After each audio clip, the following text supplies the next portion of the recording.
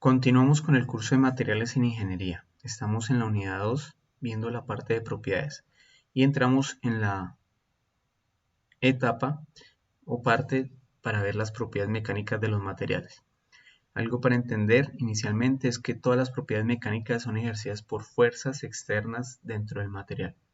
La gráfica que estamos viendo es correspondiente, a veces le dicen coloquialmente, la gráfica del ingeniero. Todo ingeniero debe conocer esta gráfica, que es la gráfica de esfuerzo del eje Y, esfuerzo de formación.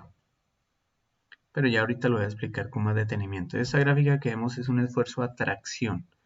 Tracción o tensión significa que estamos estirando el material. Inicialmente tiene esta longitud inicial y después de ejercer la fuerza tiene toda esta longitud final, todo este recorrido. ¿Okay? Ya me regreso y miramos los diferentes puntos. Voy a explicar paso a paso esta gráfica. Entonces estamos hablando de que tengo un material, ejemplo, una barra de acero, tiene esta dimensión, una longitud inicial, y vamos a ejercer unas fuerzas a tracción, o sea, vamos a estirar el material. A ver cuánto me resiste o me soporta, resistencia a la tracción. El material trata de que no se permita eso, dependiendo, o que se permita, dependiendo del material. Entonces yo tengo en el eje Y el esfuerzo y en el eje X la deformación. El esfuerzo, para que recuerden, es equivalente a una presión, pero es una fuerza sobre área. ¿Sí? Entonces, si esto fuera circular, pues es el área que tenemos aquí del material, ¿ok? El área transversal. Y la deformación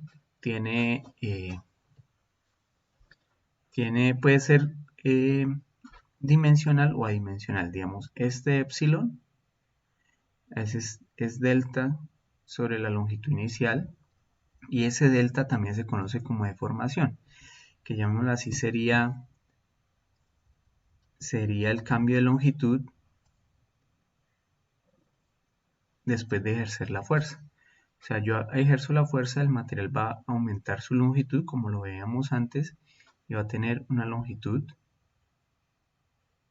final. Entonces ese delta equivaldría a la longitud final menos la longitud inicial. Si estoy manejando, pueden ustedes encontrar en la literatura esfuerzo de formación como epsilon o como delta. Si lo ven como delta, tiene dimensión.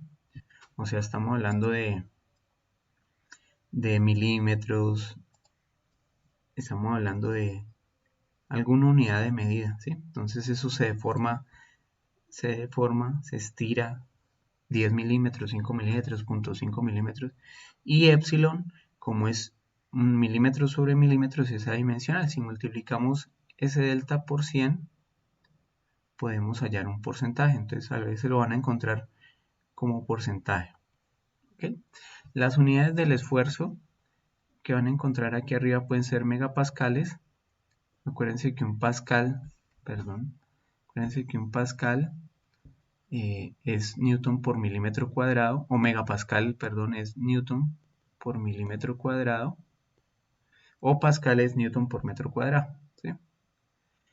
También van a encontrar siempre unidad de fuerza sobre área, kilogramo fuerza sobre centímetro cuadrado, o unidades internacionales PSI. Unidades inglesas PSI. ¿Vale? Entonces, teniendo en cuenta eso, que tenemos el esfuerzo y la deformación, en esta gráfica hay dos zonas.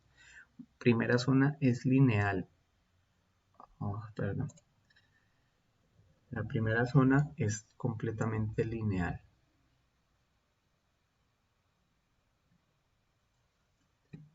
Y puedo establecer que hay una pendiente de esta zona. Esta primera zona, que es completamente lineal, se llama zona elástica o deformación elástica, como quieran colocarlo, elástica. Esta pendiente del cambio de deformación, el delta de deformación por el delta el delta del esfuerzo por el delta de la deformación, esta pendiente se denota con la letra E y se conoce como el módulo de Young. ¿Sí? Es el módulo de elasticidad o el módulo de Young. ¿Qué significa la zona elástica? Que en cualquier punto que yo tenga el esfuerzo, si yo dejo de aplicar la carga, él vuelve a su dimensión original. Digamos, si yo aplico aquí este esfuerzo y lo suelto, estoy aplicando la fuerza de tensión y dejo de hacer esa fuerza, el material no cambia de dimensiones. Significa que en esta zona elástica el material hace esto y vuelve a su dimensión, ¿ok? No queda deformado completamente, o sea, las dimensiones no cambian. Ejemplo de la deformación elástica, ¿dónde la quiero? De las zonas elásticas, pues digamos en unos cables de unos ascensores, que se sube la gente, tensiona esos cables, se baja la gente y los cables pues vuelven a su posición. Lógico, esos son micras o milésimas de milímetro, muy poquito, un porcentaje muy pequeño de deformaciones, pero pues yo nunca quiero que los cables se vayan estirando. Lo mismo digamos los pisos, cuando la gente transita encima de los pisos, las losas de los edificios, pues ellas se mueven, se flectan, los puentes. Yo nunca quiero que esos puentes al pasar los carros, al pasar las personas, pues queden completamente deformados. Siempre quiero que estén en la zona elástica, que no vayan a quedar completamente cambios de longitud, que no vayan a haber esos cambios de longitud finales, ¿sí? Siempre se mantengan las longitudes iniciales en la zona elástica. ¿Y cómo se reconoce? Pues principalmente en la gráfica porque eh, es una zona lineal, ¿sí? Completamente lineal. Después llegamos a un punto, cuando se acaba la zona elástica, aquí este punto de aquí, y la gráfica dependiendo del material hace una caída y hace esta curva, ya deja de ser lineal. Esta zona de aquí se conoce zona plástica, deformación plástica. ¿Cuál es la diferencia con la elástica? Que en la zona plástica el material sí ya queda deformado. Después de pasar este punto, el material ya queda con dimensiones diferentes, ya hay una longitud mayor. Entonces, este punto es determinante para los materiales para conocer el cambio de elástico a plástico, y ese punto se conoce como la zona, se denota sigma y se conoce como la zona de fluencia o el esfuerzo de fluencia o cedencia. Cedencia también. ¿Qué es el esfuerzo de fluencia? Es la fuerza pues, para el área que estamos ejerciendo al material, la fuerza necesaria para que pase de elástico a plástico. Ejemplo, ¿dónde quiero tener deformaciones plásticas? Pues al hacer una olla. Yo quiero una lámina de aluminio, le coloco un troquel, o sea, algo que haga presión y deforme la lámina. Si estuviera en la parte elástica, pues la lámina se mantiene en las mismas dimensiones, o sea, planas. Mientras que si utilizo, pues paso la fuerza del troquel a que quede plástico, pues hace la forma de la olla. Entonces no significa que elástico es bueno, plástico es bueno, sino dependiendo de la necesidad de lo que uno busque, pues así va a tener eh, el propósito que busca con la resistencia a la tracción.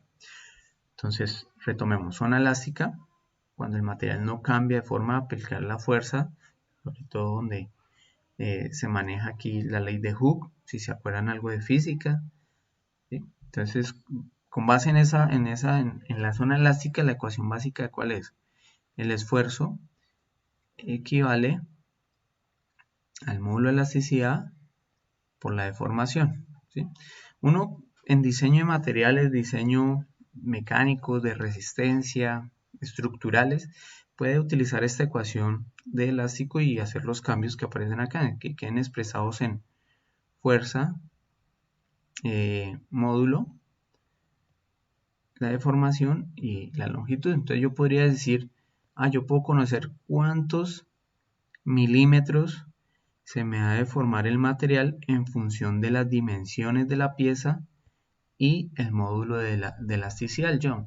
Acuérdense que el módulo es una constante del material. Esto no puede cambiar, ¿sí? Por material. O sea, si yo cambio el material, cambio el módulo. Pero en el mismo material no me cambia. Por eso es una constante. Y hay tablas que ya definen este acero X tiene este módulo, este aluminio tiene este módulo. Hay una tabla en la unidad 2 que les coloqué en el Moodle que dice un resumen de propiedades mecánicas, físico-mecánicas general de algunos materiales. Pero recuerden, el módulo es una constante. Bueno, continuando con la gráfica, aquí hay un punto máximo que es la resistencia máxima del material. O sea, si yo trazo una línea aquí, ahí me disculpan todos los, sino que dibujar aquí no es tan sencillo, la resistencia máxima. ¿Cuánto máximo me resiste el material? Y después de eso se da una caída hasta el otro punto que es el punto de ruptura, donde ya falla el material.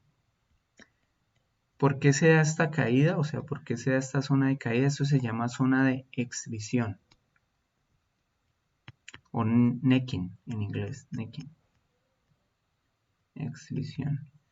Es porque estoy reduciendo el área, ya me vuelvo un poquito, o sea, yo estiro el material y donde va a fallar empieza a haber una reducción de área.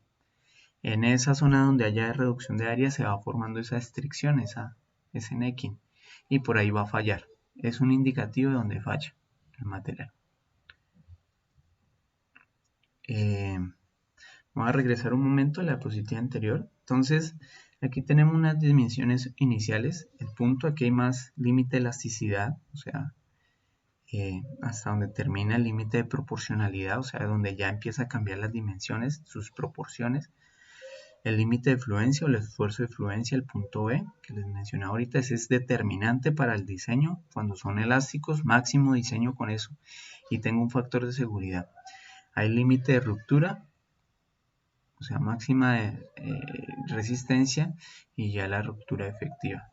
Y en esta, como les decía, se va formando la barriga, que sería esta zona del necking.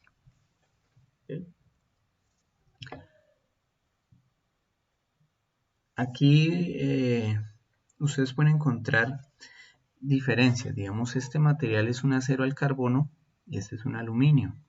Ambos se ven, recuerden, miren, la primera parte que es completamente lineal, hace parte del módulo de la parte elástica, y el acero pues hace estas caídas porque tiene mayor resistencia, ¿sí?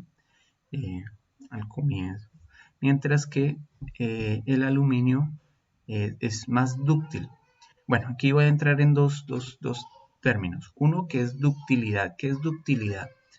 Que el material tiene deformación plástica, que el material puede alargarse y puede hacerse alambres, cables, papel, digamos aluminio, ¿sí?